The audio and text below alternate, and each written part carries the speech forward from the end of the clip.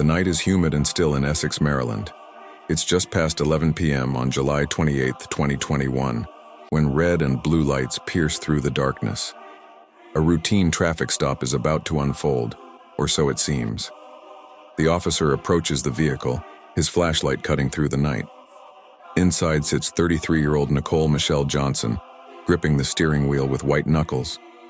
Beside her, a woman she calls BB shifts nervously in the passenger seat. The conversation begins simply enough. License and registration. Do you know why I pulled you over? The speed limit is 35 and you were doing well over that. Nicole apologizes, her voice shaky. She swears she thought she was only going 40. She hands over a state ID card, no driver's license. The officer returns to his cruiser to run the information. And that's when the first red flag appears. The vehicle registration comes back as not on file. The license plates are fake. This car will need to be towed. What starts as a simple traffic violation is about to transform into something far more sinister. Something that will haunt every officer present for the rest of their lives. As Nicole opens the trunk to retrieve her belongings, something invisible drifts through the night air. An officer standing several feet away catches it first, that unmistakable scent. Sweet and putrid. The smell of death. He quietly motions to his colleague. Walk over to the car, he says. Tell me what you smell. Not drugs or anything. Just tell me if you smell anything. Something dead or something. The backup officer approaches the vehicle. His expression changes instantly. He knows that smell. Every officer knows that smell. The question comes directly now. Do you live in your vehicle? Nicole confirms this is where she lives. This is all she has. But the officer persists. What is this right here? What's in these bags? Just dirty clothes, Nicole insists. A bunch of dirty blankets. But the officer's instincts are screaming at him. That doesn't smell like dirty clothes, he tells her. That doesn't smell like dirty clothes at all. Nicole's explanation tumbles out. The bags have been sitting there for months and months and months. There are bugs all over everything. But she needs to open them completely. The officers need to see what's inside. What follows is a painstaking excavation. Layer after layer of plastic trash bags, each one sealed tight, wrapped and rewrapped with deliberate care. The smell grows stronger with each layer removed, so overpowering that officers instinctively step back, covering their faces. Nicole's hands shake as she pulls at the plastic. If I take all my stuff out, where am I going to go? She asks. But the officer's attention is fixed on something specific. This right here is drawing my attention to it, he says. I need to see it. Finally, an officer takes out a knife and begins cutting through the thick layers himself. You have to get all the way through, he says. Why do you have all these blankets? He asks. Nicole's answer is rambling. Because we stay in hotels, from the hotel to the car. I can't even afford the hotel anymore. The officer keeps finding more plastic, more layers. No blankets yet, just endless plastic bags, each one sealed around something concealed at the center. And then, finally, they reach it. A black suitcase. Just open the suitcase and we can be finished after this, the officer says. Nicole hesitates. Can you cut it one more time, she asks. And this is what smells. The officer pulls at the bag. Open that up, he commands. Nicole stalls. Close everything. Close it. Open it up, ma'am. And then she does. What happens next occurs in fragments. Shouts. Movement. Officers stumbling backward. Oh my God. Oh my God. Turn over. Turn over right now. You're under arrest. Don't you move. Don't you move. Nicole's voice rises in panic. What did I do? It's not mine. What did I do? But the officers aren't listening anymore. Both women are placed in handcuffs immediately. Other officers begin arriving at the scene, and they see something that stops them cold. Hardened veterans, men who've seen the worst humanity has to offer, physically shaking. One officer runs from the scene, barely making it a few steps before he has to stop. The call goes out. We need homicide. We need... Jesus Christ. Inside that black suitcase, wrapped in a maggot-covered blanket, lies the small body of a child. A little girl curled in a fetal position. Her skin has taken on an unnatural pallor, shrunken tight against her bones. But the horror isn't finished. As more officers begin sorting through the remaining bags in the trunk, they find another container, a black and yellow plastic bin. Inside, beneath more layers of trash bags and blankets, lies a second child, a small boy, even tinier than the girl. 2 children, sealed in plastic and hidden in the trunk of a car, carried around for months while Nicole went about her daily life, driving from place to place, conducting business as usual. One officer, his voice barely above a whisper, speaks the thought everyone is thinking. My daughter turns 5 on Saturday. This child is 5 years old. The scene transforms into something resembling a vigil. Officers stand watch through the night, guarding these children even in death. Some pray quietly. Others simply stand in silence, trying to process what they've witnessed. The emotions are raw and unfiltered. Listen, I need you to calm down, one officer tells another. I need you to focus. I'm trying, comes the response. No, I need you to breathe. We need to verify what this is. But they already know. Deep down, they all know. Jesus Christ, someone whispers. An officer recites a prayer. O Allah, I seek refuge in you from the whisperings of a cursed devil who whispers into the hearts of men. The smell clings to everything. It's in their clothes, their hair, their nostrils. One officer physically cannot look at the scene. I can't visualize it, he says. I can't visualize it. What the hell is messing with my head? Another officer who does look makes the grim assessment. This is a 5-year-old child, 100%. A 5-year-old white child in female clothes. The body is in such a state that he compares the skin's pigmentation to a medical condition. It's clear the child has been wrapped in that sheet for an extended period, at least a week, possibly much longer. Homicide will have to come out. Someone states the obvious. The medical examiner will have to come here, warrants for the house. But beneath all the procedural talk lies the same burning question, the one that will haunt everyone present. How? How did this happen? How could someone do this? Back at the police station, the 2 women are placed in separate rooms. The contrast between them is stark. Bibi appears genuinely confused. She asks repeatedly what she's being held for, what her rights are, why she's being detained. Did I kill somebody? She asks. Did I kill somebody? The officer can only tell her, you are in police custody. You're going to sit right there in handcuffs until somebody ranked equal or higher than me tells me to do something else. Get comfortable. You're going to be here for a while. Bibi's accent is thick, creating a language barrier that adds to the confusion. She asks to go to the hospital, claiming her knee hurts. But when informed she'll need to wear shackles for transport, she suddenly changes her mind. My mind has been changed, she says. In the other room, Nicole sits in silence. The officer watching her has been instructed not to speak with her about the case. Left alone with her thoughts, she begins talking to herself. It was okay. She was arguing about it. And I'm all like, what am I arguing for? Just open it and let them look at it. So stupid, so stupid, so stupid. She wrestles with something internally, her face contorting with emotion. I don't want to process it. I can't even cry because the smell emanating from her is so overwhelming that officers bring in an odor spray. When that fails, they bring in an air scrubber and spray again. Nothing can mask the scent of death that clings to her. Nicole continues her soliloquy. I knew there was a reason why I felt like I knew it was the reason we just kept going through. That's why I said I can't take no more. Then her thoughts turn darker. Is there such a thing as a death penalty still? Certain states have it, not this one. I think so. We need to have it. She reflects on her behavior at the scene with bitter irony. I don't think if I would have known, I would have run before the tragedy. Like I was even politely like, excuse me, can you cut this for me? Idiot. The second body. Back at the scene, officers continue processing the vehicle. They stand guard over the first child's body while discussing what they've witnessed. The group's pretty shaken up about this, right? One officer observes. Really, everybody we've seen is pretty shaken right now. One officer admits he saw the body. Others refuse to look, unable to face what's inside that trunk. But it's not the way. Look at all these grown men all shaken up, someone notes.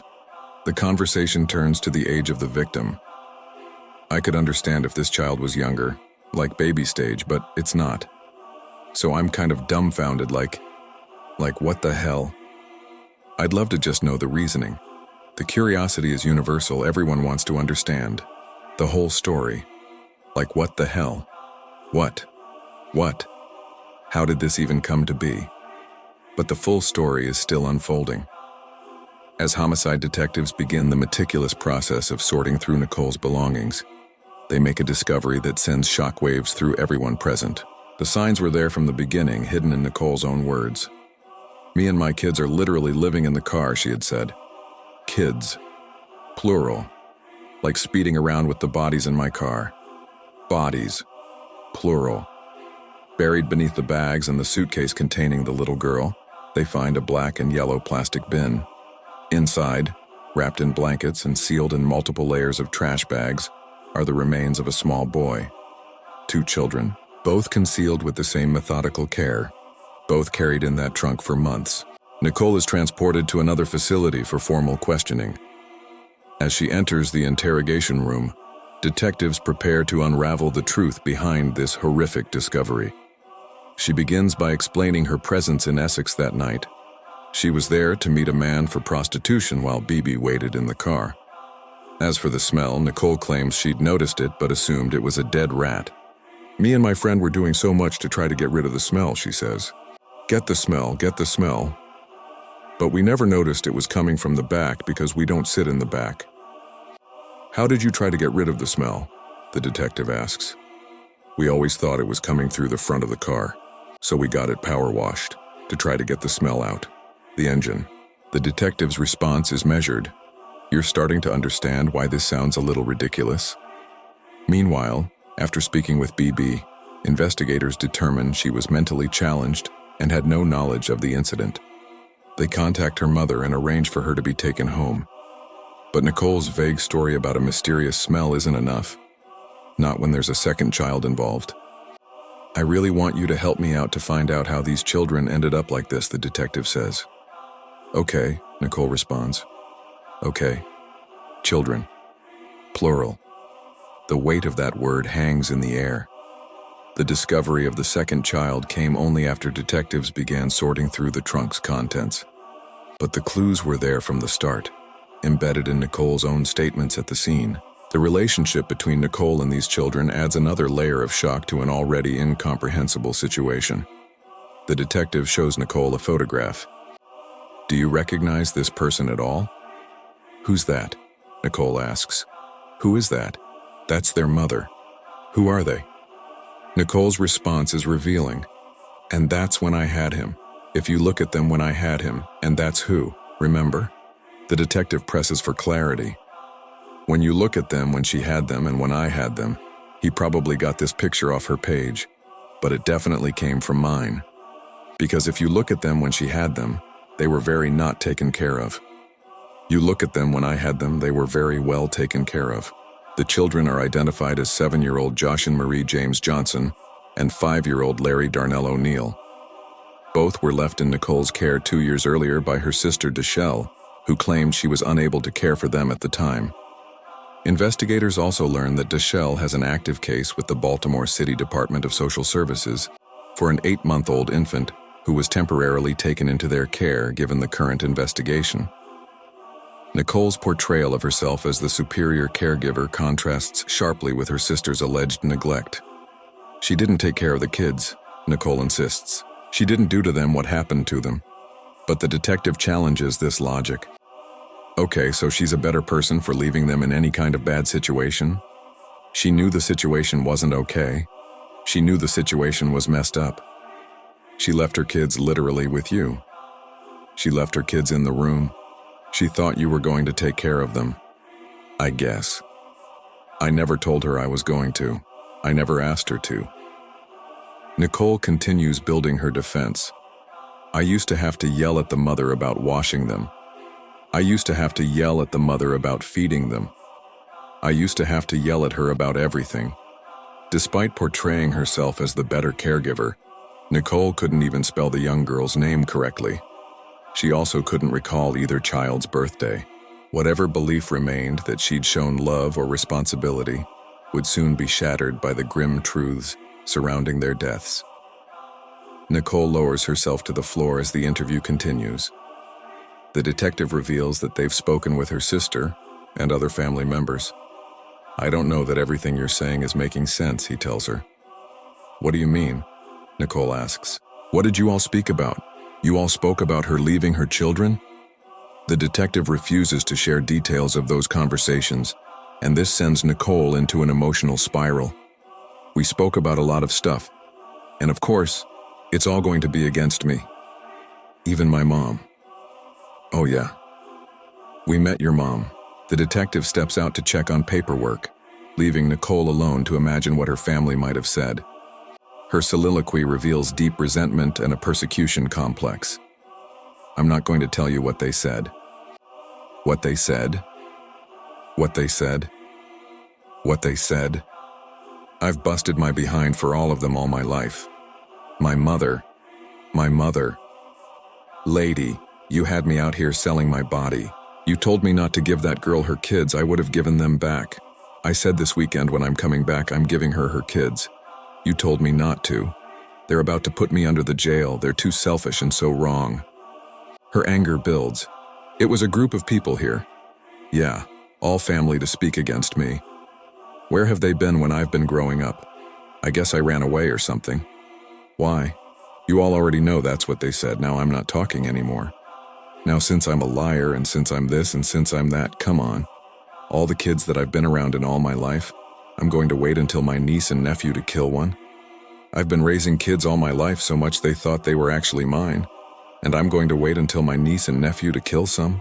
While Nicole claims she was living in her car, investigators have located a hotel where she'd recently been staying.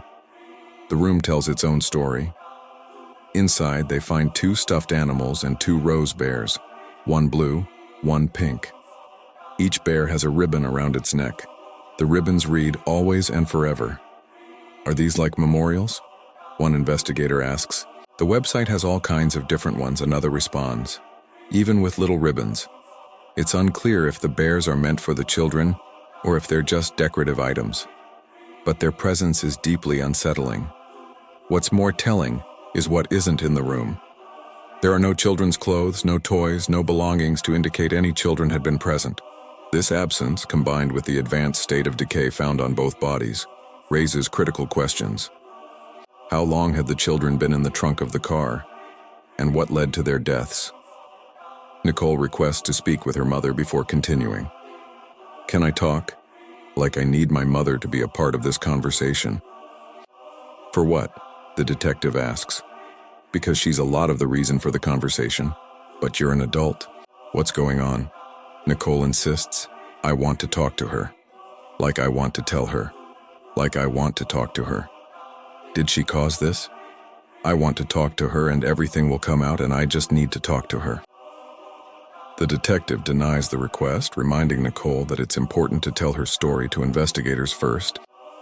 Slowly, reluctantly, Nicole begins to explain. "The children came from Virginia and I was doing so good with them." "And you didn't want to give them back?" the detective asks. "Nobody even wanted them back until maybe 3 months ago." "Is that when someone reached out to you?" "Who reached out to you?" "Your sister." "Yes." "What did she say when she reached out?" "When she reached out to me, she barely even cared. And then we were supposed to arrange for her to get them back. And she said maybe next weekend. Like she didn't even care. They were forcing her. They were forcing her to even say anything." Text messages obtained from Nicole's phones reveal a different story. Multiple conversations show Dashell sending Nicole money and checking in on the children frequently. She asked several times to see them, eager for them to meet their new sibling. However, Dashell claims Nicole blocked her from seeing them. Now, for the first time, Nicole begins to explain the reason why. She starts with what happened to her niece, Joshin. "It was really an accident," Nicole begins. "Okay. What happened?" "I gave her a beating." The detective leans in. "I can't hear you." "What?" "I gave her a beating. And then the next thing you know, she just wasn't saying anything or nothing anymore." "Okay, so you gave her a beating and then she was not responsive anymore? Like it was a mistake. Like I took care of them children so good. Like it was a mistake. Like I just was trying to discipline. Wait.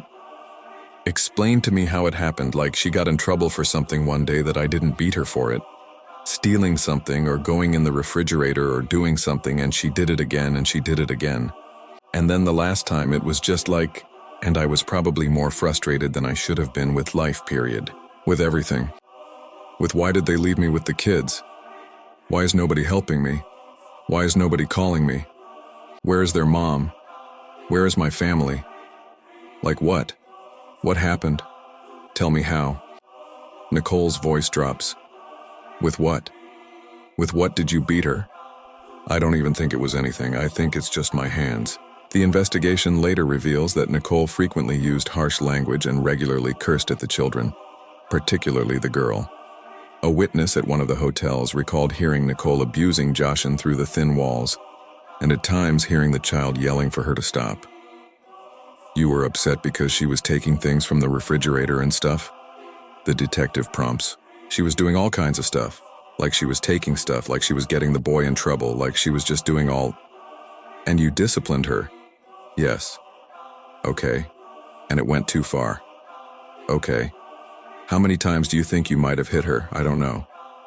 But I know she fell. Fell on what? On the floor. Was she standing on something or how was she? She was just standing up straight. Okay. And where did you hit her? I just started doing that. Okay. Like punching her in the head? No. Or no. Where? Like I think I maybe slapped her in the face, but I didn't punch her in the head. Like it was more like me hitting on her body, and then she fell. How did she fall?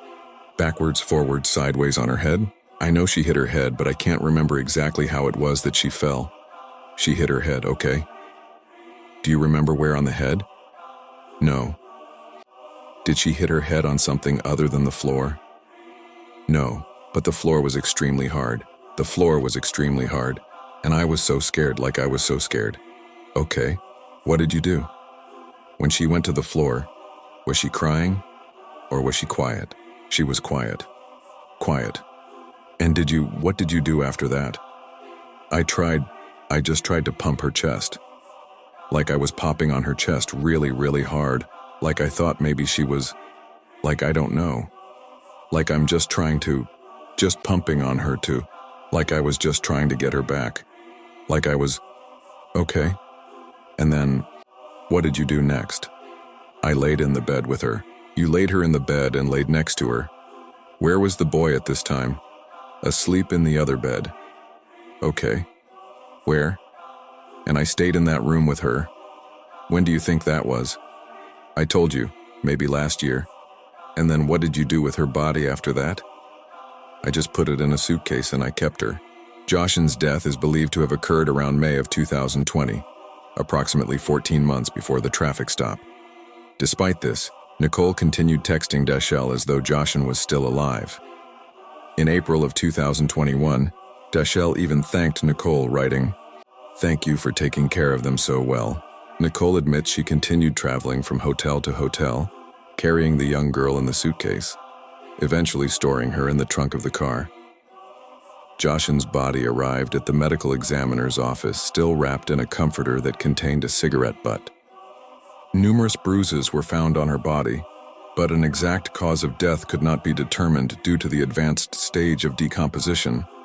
Still, investigators ruled her death a homicide, citing evidence of physical abuse and neglect. With Joshin's fate uncovered, investigators turned to what happened to her nephew, 5-year-old Larry, whom Nicole refers to by the nickname Stink. So help me explain the other child, what happened? So he was still with you when the girl is now in the suitcase in the car? Nicole's response is almost defensive. He didn't even want to go anywhere else. Like, that's why they said they talked to my family. My family doesn't know me. Like, you can ask all my friends, like as much as I tried to push him off or I wanted to drop him off, and I knew I needed to drop him off, he just wanted to be with me. So what led to the next incident with the other child? I don't know. Like, I honestly don't know, because it was like 1 minute we were playing and then 1 minute it was just like we were playing like we were playing. I think something hit him in the leg. Yeah, but that wouldn't cause him to die. Why would he die, though? I thought it was like a main artery or something. Okay, well, explain that to me. Yeah. What happened? I don't know. But then I know I saw him bleeding. And his leg. Where at on his leg? I don't mean like right here somewhere. The inside of his left thigh. Yeah, but was the blood dripping? Was it? The only way that I noticed it, and honestly I didn't even notice it until I started, stink, stink, stink, stink. And then when I started looking at his clothes, they were bloody. The detective offers Nicole a cigarette and allows her to smoke in the interrogation room as she continues her story. It's an unusual accommodation, but these are unusual circumstances. What caused the boy's injury with the blood in his thigh? I can't remember what exactly he was playing with, and I think I yelled. I think I swung at him for playing with it, but I can't remember what. Is there a chance you hit him afterwards? I didn't see the thing, I told you. You said you swung at him. You? Yeah, because he was playing with something. I didn't see the thing that I told you. I didn't see the thing that was in his leg until it was just like... And what was it? I never even looked. I never even took his pants off. I just saw the blood. And I yelled at him like... Well, I didn't yell at him when I saw the blood. I yelled at him like... I don't even remember what it was. Larry's body arrived at the medical examiner's office still wearing Paw Patrol pajamas. His body was also covered in bruises, and while superficial wounds were found on his legs, they showed no signs of deep bleeding. However, internal bleeding was noted around both his knee and elbow, suggesting trauma before death. Like his sister, Larry's advanced state of decomposition made it impossible to determine an exact cause of death. Although she claims not to know exactly what caused his injury, she clearly remembers what happened next. He was just getting drowsy, Nicole says. Like just getting drowsy, like the last thing he said, he said, honey, can you lay me down? What's that? He said, can I lay down? Can you lay him down? Yes. Because he was sitting up in the chair and he said, oh my, can you lay me down? And I said, yeah, honey. And I went to smoke and I turned back around and it was like, stink, stink, stink, stink. Wouldn't wake me. Where did you lay him down at? On the back seat of the car. Okay. And this was about 2 months ago? Or was it more? This month is what? Well, it's the very end of July. I think May. Okay. About 2 months ago. The words echo back from the traffic stop. Been sitting there for months and months and months and months and months. In June of 2021, Nicole sent a video to her friend showing the black and yellow tote in the back of her car and spoke about getting odor absorber. According to Nicole, the child would have already been deceased at this time and would soon join his sister in the trunk of the car. Investigators later discover that neither child had ever seen a doctor in Maryland. Neither had been enrolled in school. Neither had been reported missing. One additional detail raises further concern. Both children appeared unusually small for their ages. One officer at the scene had estimated, this has got to be a 3 or 4-year-old kid. But according to Nicole's timeline, the girl was 7 years old when this happened. And she only weighed 18 pounds, the detective points out. You think that's after all of this? Because they were not tiny. You see them in the pictures. The pictures that you all printed out are the pictures that I took. And then the boy was only 21 pounds. I don't see how, because they ate all the time. They ate all the time. They ate all the time. They ate everything. Like maybe, is that maybe a contributing factor here? No, I didn't. If some kind of trauma happened, would it be made worse? Yeah. I didn't starve them though. I didn't starve. According to doctors, however, it would have taken several months of malnourishment for the children to attain their low weights. The investigation concluded that both minor children lost their lives due to the neglect and abuse inflicted on them by their aunt, Nicole. I just can't believe they came up here and made it seem like I was some type of bad person, Nicole says. Like I was some type of troubled person. Like, yes, I've been depressed all my life because I wanted a mama. But I can't believe that she really came up here and made it seem like I was a bad person. The disconnect is staggering. 2 children are dead. Their bodies were found in her trunk wrapped in layers of plastic, decomposing for months. Yet Nicole sees herself as the victim of a family conspiracy. 1 month after her arrest, Nicole's mother emails Baltimore public officials, pleading with them to intervene and protect her remaining grandchild. The email additionally criticizes social workers in Dachelle for not safeguarding the children. Multiple news outlets report that Dachelle creates a GoFundMe campaign to raise funds for the children's burial. Rumors later circulate that she may have launched as many as 4 separate fundraisers, though all have since been deleted. Following her arrest, 33-year-old Nicole Michelle Johnson is held without bond and later indicted on 14 criminal counts. The charges include 2 counts of first-degree child abuse resulting in death, 2 counts of first-degree child abuse involving severe physical injury, 2 counts of second-degree child abuse, 2 counts of second-degree assault, 2 counts of neglect of a minor, 2 counts of failure to report the death of a minor, 2 counts of unauthorized disposal of a body. She ultimately pleads guilty on August 13, 2024, to 2 counts of first-degree child abuse resulting in death. She is sentenced in February 2025 to life in prison with all but 50 years suspended, as well as an additional 5 years of supervised probation upon her eventual release. Nicole will be 83 years old before becoming eligible for release. This case raises questions that may never be fully answered. How does a system fail so completely that 2 children can disappear for years without anyone noticing? How can family members, social workers, and an entire community lose track of 2 vulnerable lives? Joshin and Larry were left in the care of someone who saw them not as children to protect, but as burdens to bear. They were beaten, starved, and ultimately killed, then carried around in the trunk of a car as though they were nothing more than unwanted luggage. The officers who discovered them will carry those images forever. The smell that clung to the crime scene, to Nicole, to everything connected with this case. It's a smell that represents the worst of human cruelty. 2 children who should have been in school, making friends, playing, growing up. Instead, they spent their final months being abused, their final moments crying out for mercy, and their final resting place sealed in plastic in the trunk of a car. What begins as a routine traffic stop for speeding and fake tags ends with the discovery of 2 of the most vulnerable victims imaginable. 2 children who had no voice, no advocate, no way to escape. Now at least their story has been told. Now at least someone is listening. Now at least justice, however inadequate it may seem, has been served. Rest in peace, Josh and Marie James Johnson and Larry Darnell O'Neill. You deserved so much better.